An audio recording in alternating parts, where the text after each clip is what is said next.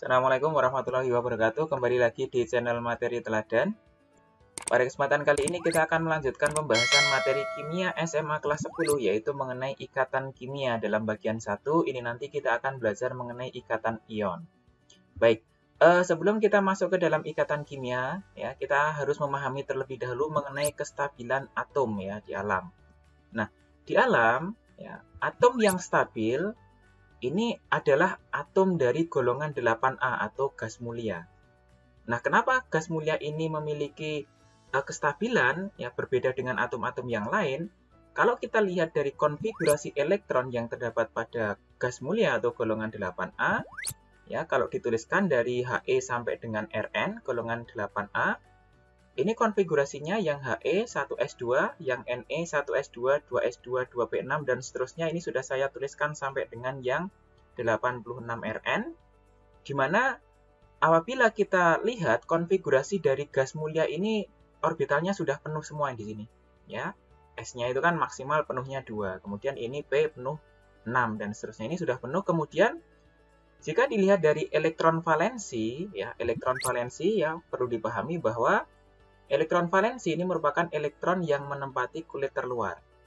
Nah, berarti kalau di sini untuk yang He, karena di sini kulitnya cuma 1 dan orbitalnya cuma S dan terisi 2 elektron, maka di sini elektron valensinya adalah 2. Kemudian yang Ne, kulit terluarnya di sini adalah kulit kedua, yaitu di 2S dan 2P, dan di sini terisi 2 dan 6 elektron, atau totalnya adalah 8 elektron, maka ini elektron valensinya adalah 8.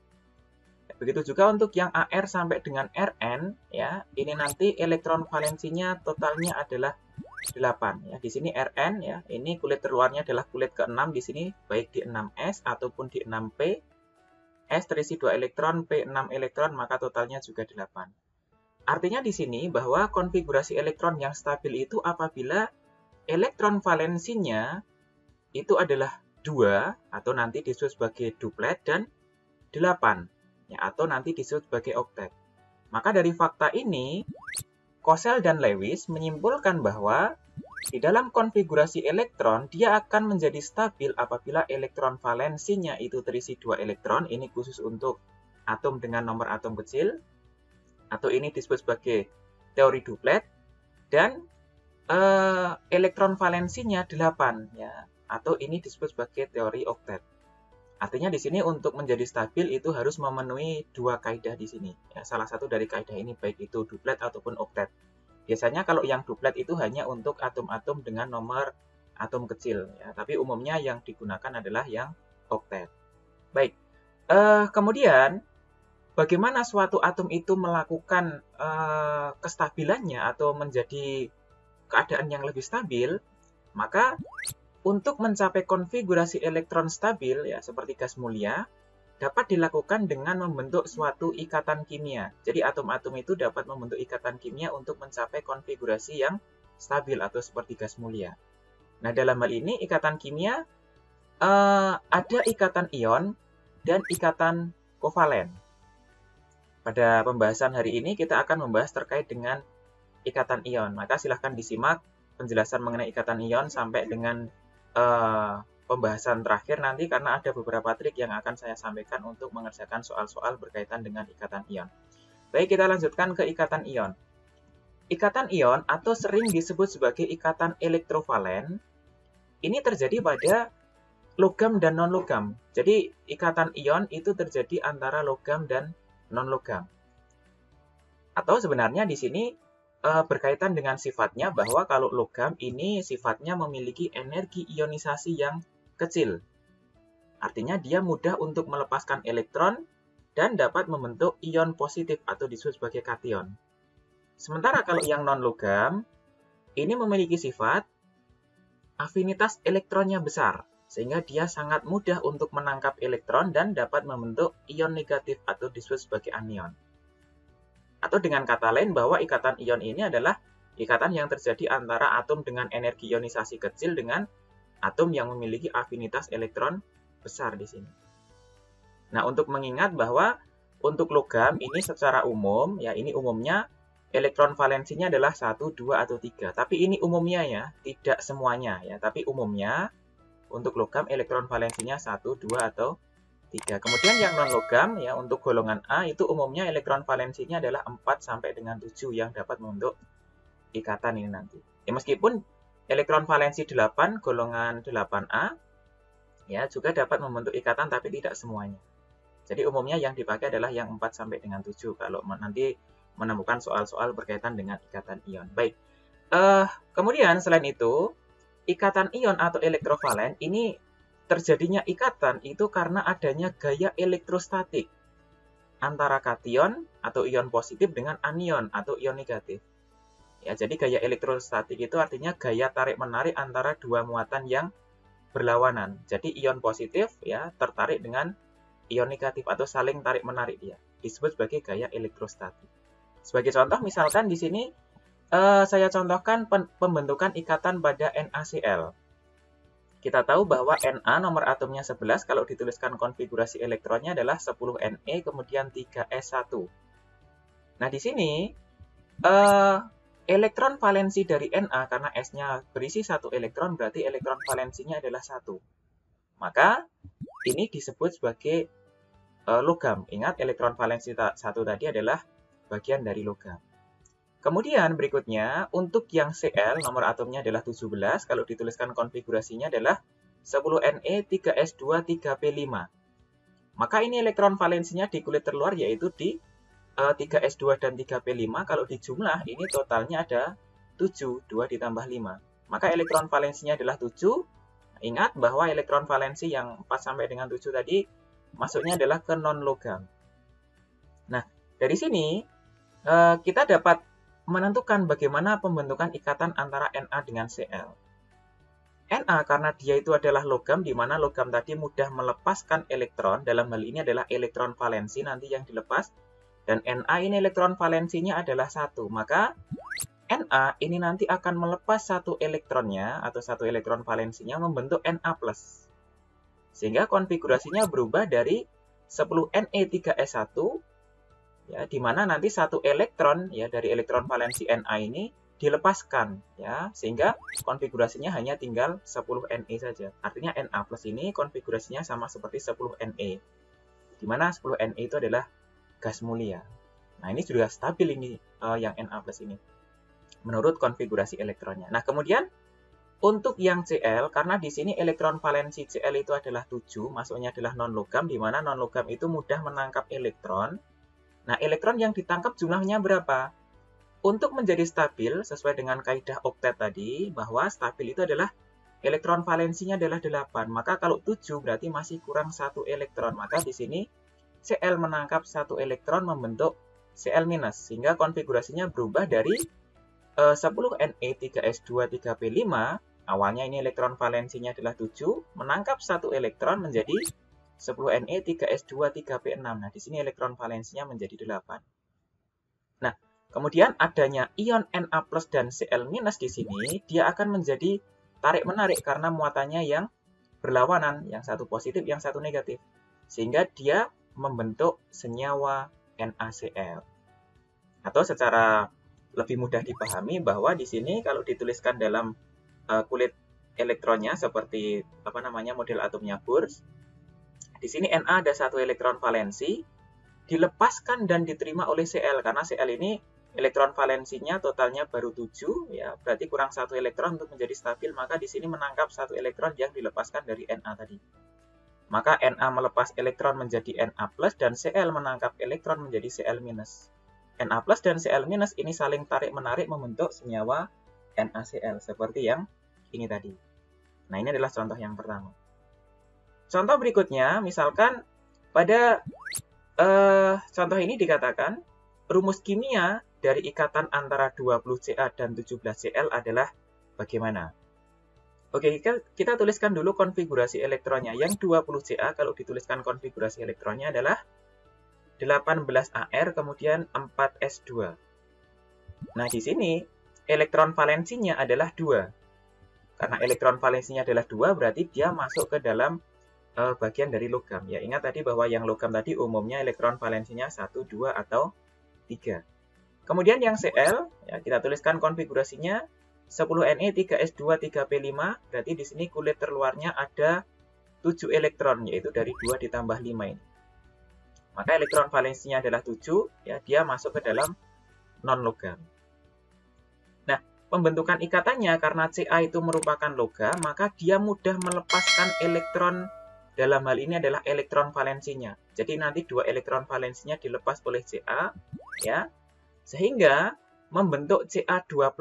Jadi ketika Ca melepaskan 2 elektron, dia membentuk Ca2+. Sehingga konfigurasinya berubah dari 18Ar4S2. Di sini 2 elektronnya dilepaskan menjadi 18Ar saja. Nah, di sini sudah sesuai dengan konfigurasi gas mulia, yaitu argon itu adalah gas mulia.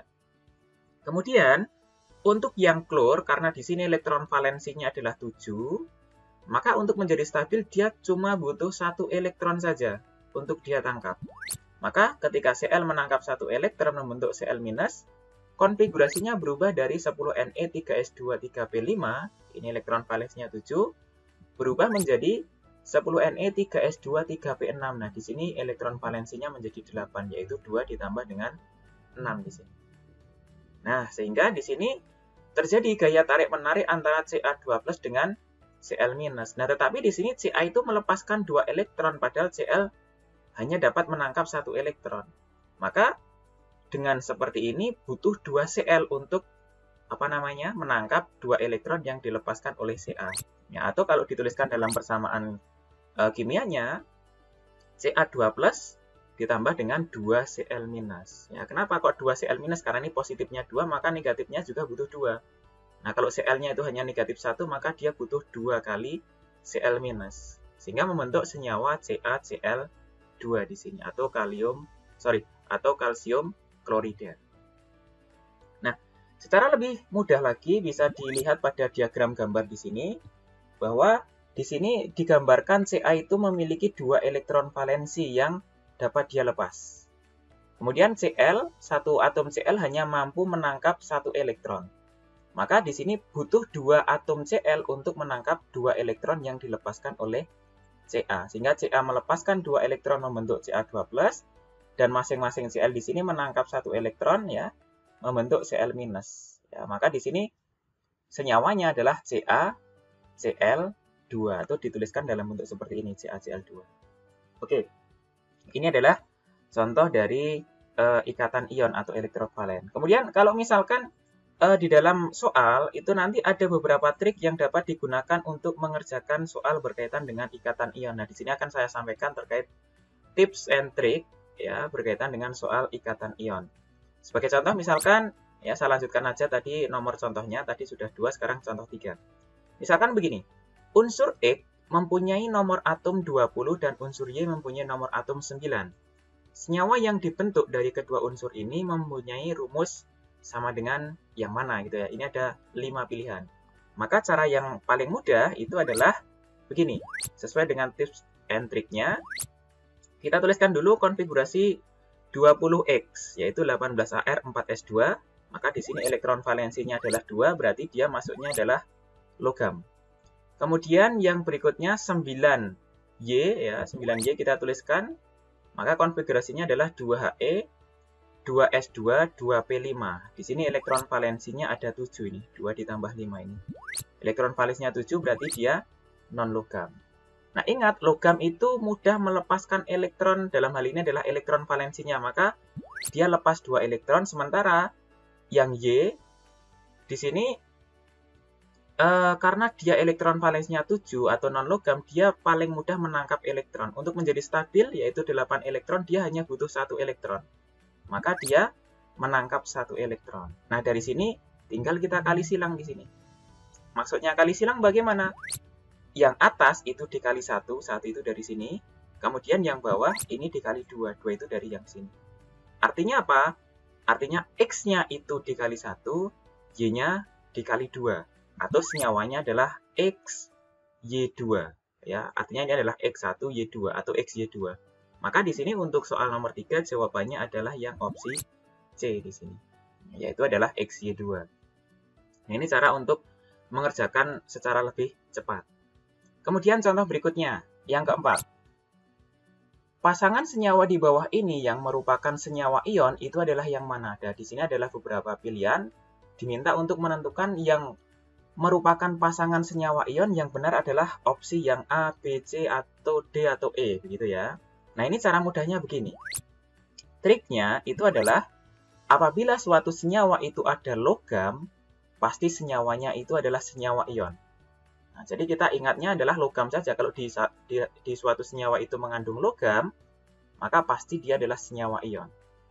Nah, logam itu biasanya adalah dari golongan 1A, yaitu Li, NaK, Rb, Cs, dan Fr, ataupun dari 2A, ya, Be, Mg, Ca, Sr, Ba, dan Ra. Meskipun dalam hal ini sebenarnya yang 3A itu ada beberapa yang logam, dan golongan B atau golongan transisi semuanya juga logam, tapi yang sering muncul adalah dari 1A dan 2A. Nah, 1A dan 2A ini cara menghafalkannya bagaimana? Kalau untuk yang 1A itu untuk menghafalkannya adalah Lina kawin Ruby CS frustasi, yaitu ini mewakili Li, NaK, Rb, Cs, dan Fr. Kemudian 2A, cara mudah untuk mengingatnya adalah Be, Mg, Ca, Sr, Ba, dan Ra itu bisa menggunakan kalimat ini. Beli mangga, cari sirsak, bawa rambutan. Nah, ini mewakili Be, Mg, Ca, Sr, Ba, dan Ra. Atau ada juga yang menggunakan kalimat ini. Bebek mangan cacing, seret banget rasane. Nah, ini juga untuk menghafalkan unsur-unsur golongan 2A. Ini adalah unsur logam semua di sini, 1A dan 2A. Oke, kembali ke soal. Berarti ini yang ion yang mana? Artinya yang ion yang mengandung logam di sini. Nah, ini yang A, itu ada Na. Na itu adalah bagian dari 1A. Ada K, K juga dari 1A. Maka ini logam ini. Na ini logam, K juga logam. Yang B tidak ada logamnya, C tidak ada, D logamnya hanya di KBr. Nah, ini K itu adalah golongan 1A ya ini ya. Kemudian yang E yang ada logamnya adalah yang di KCl ini. Nah, ini kan golongan 1A juga. Maka yang keduanya itu berupa pasangan ion, berarti dua-duanya harus ada logamnya. Maka ini yang paling tepat adalah opsi pilihan jawaban yang A di sini. Nah, ini tadi adalah terkait dengan ikatan ion dan beberapa cara untuk mengerjakan soal-soal yang berkaitan dengan ikatan ion. Nah, kemudian untuk pembahasan untuk yang bagian kedua nanti akan saya bahas terkait dengan ikatan kovalen, ya. Maka agar tidak ketinggalan materi-materi dari channel Materi Teladan, silahkan like dan subscribe channel Materi Teladan. Baik, untuk pembahasan kali ini saya cukupkan dulu sampai di sini. Saya akhiri. Assalamualaikum warahmatullahi wabarakatuh.